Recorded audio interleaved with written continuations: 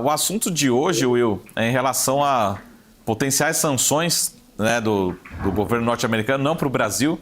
mas em relação a Putin, né, em relação à Rússia. O Trump tem falado nas redes sociais, pelo menos hoje pela manhã, falando que está demorando muito para resolver a relação da guerra, enfim. E o petróleo chegou a disparar, né, em termos, né, de certa forma, valorizando bem agora pela manhã.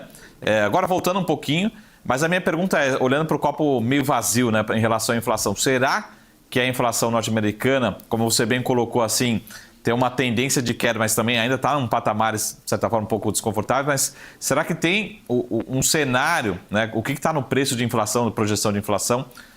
de um petróleo, né? Ou seja, e se o petróleo for para 70, 75, né, começar a incomodar, será que isso não pode azedar um pouco, né, atrapalhar essa curva de juros aí, as próximas decisões do Fed? Assim, o ponto é, eu acho que sim, pelo impacto que pode ter não na cadeia como um todo, né, na economia como um todo, né, porque se a gente pensar, o Fed ele olha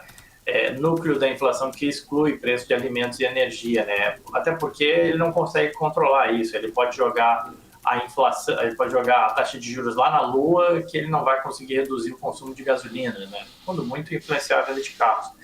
Então, nesse sentido,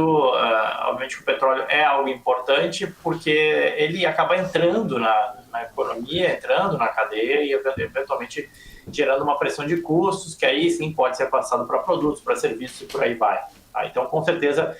dentro desse tabuleiro, a gente está falando de um petróleo relativamente comportado como tem estado. Mas eu diria que essa tem meio que sido a tônica, assim, eu não vejo muita gente falando em petróleo muito mais alto, não, seja porque a OPEP resolveu produzir mais, se eventualmente resolver a questão com a Rússia volta oficialmente para o game, não que ela tenha saído, né, ela continua vendendo petróleo,